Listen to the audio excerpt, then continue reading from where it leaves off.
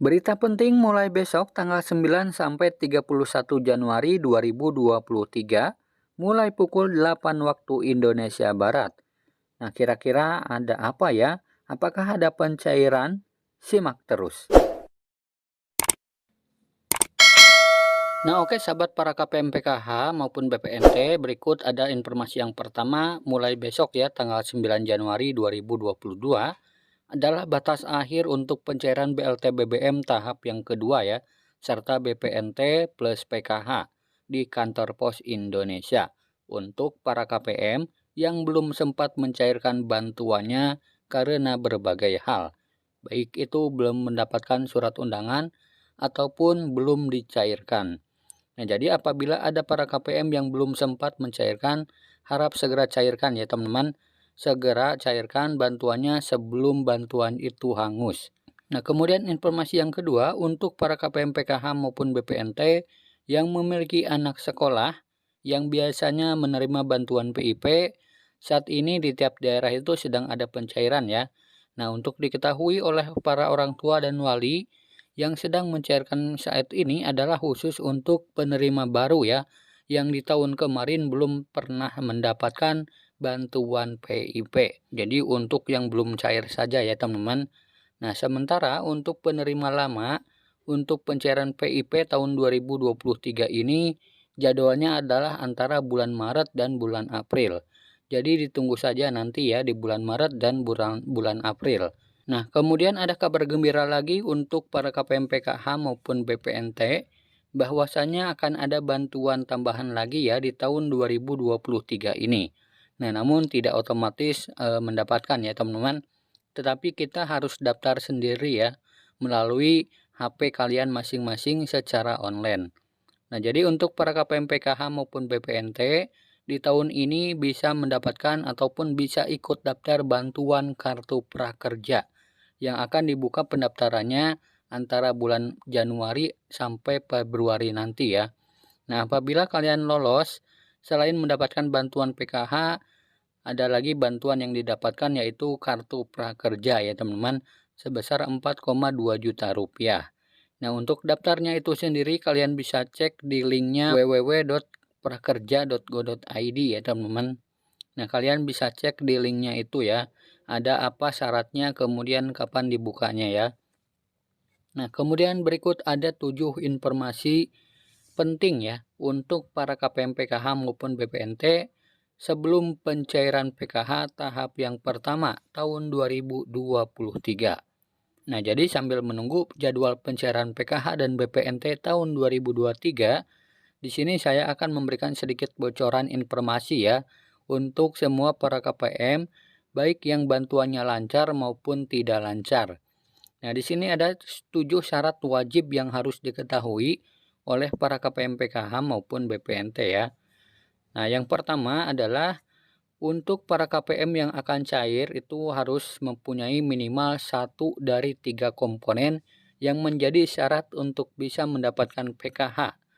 Nah, jadi untuk para KPM PKH yang akan cair di tahap selanjutnya, yang pertama itu kalian harus memiliki komponen PKH ya teman-teman.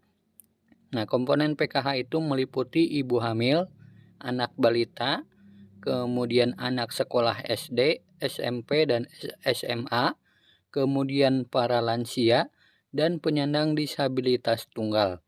Nah, itu adalah komponen PKH ya teman-teman. Jadi bantuan PKH itu bukan untuk yang memiliki anak sekolah saja. Kemudian yang kedua adalah usia kepala keluarganya di atas 40 tahun ya. Nah, jadi mulai dari 40 tahun sampai dengan 60 tahun. Itu yang akan dikatakan kategori penerima bantuan PKH. Sementara untuk yang 40 tahun ke bawah akan dialihkan ke program pemberdayaan sosial. Kemudian yang ketiga, tidak gagal onspan ya teman-teman, namanya atau nomor NIK-nya di DTKS dan di bank itu harus sama datanya ya. Nah, jadi tidak boleh gagal onspan namanya ya teman-teman. Di DTKS harus sama dengan data yang ada di bank. Jadi tidak boleh ada perbedaan ya teman-teman. Jadi jika ada salah satu huruf yang beda dengan KTP saja, itu akan menyebabkan bantuannya tidak cair. Coba dicek ya teman-teman, namanya di kartu KKS merah putih dengan di KTP itu sama atau tidak. Nah, kemudian yang keempat, KPM yang akan cair di tahap selanjutnya adalah data yang ada di dalam kartu keluarganya itu sudah padan ya teman-teman atau cocok dengan Dukcapil. Nah, jadi ketiga data itu harus padan ya teman-teman antara di DTKS, kemudian di Dukcapil, dan di bank. Jadi ketiga data tersebut harus sama, tidak boleh ada perbedaan. Nah, kemudian yang kelima, kalau memiliki anak sekolah, datanya harus padan ya dan aktif dengan data yang ada di sekolah. Nah, jadi data si anak tersebut harus terdaftar di aplikasi Dapodik ya teman-teman dan terdaftar di DTKS. Jadi harus sinkron ya teman-teman. Nah, untuk yang jenjang SD harus terdaftar di aplikasi Dapodik, sementara untuk jenjang madrasah harus terdaftar di aplikasi EMIS. Ya, jadi antara di data itu dengan di DTKS harus sama ya.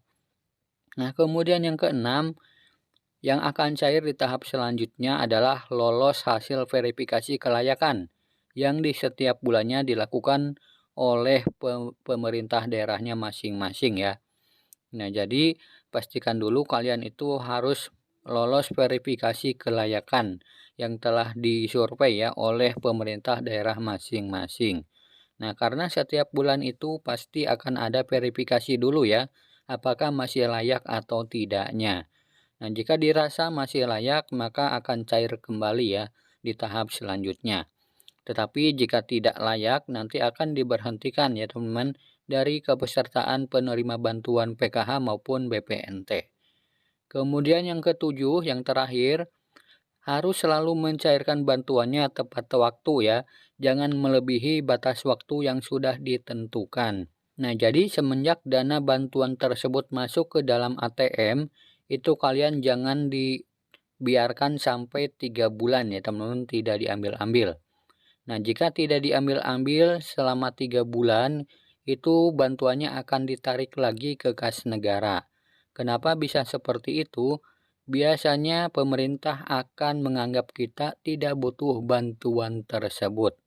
Nah, jika ingin ditabungkan bantuan tersebut, kalian harus dipindahkan dulu ya ke ATM yang lain atau ke rekening yang lain. Tidak boleh disimpan di kartu KKS merah putih. Nah, jadi itu ya teman-teman 7 syarat yang harus diketahui oleh para KPM PKH maupun BPNT.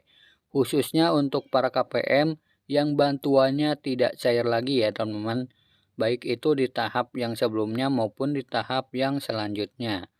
Coba dicek dulu ya dari ketujuh syarat itu mungkin ada salah satu yang menyebabkan bantuan PKH-nya di tahap-tahap sebelumnya tidak cair lagi.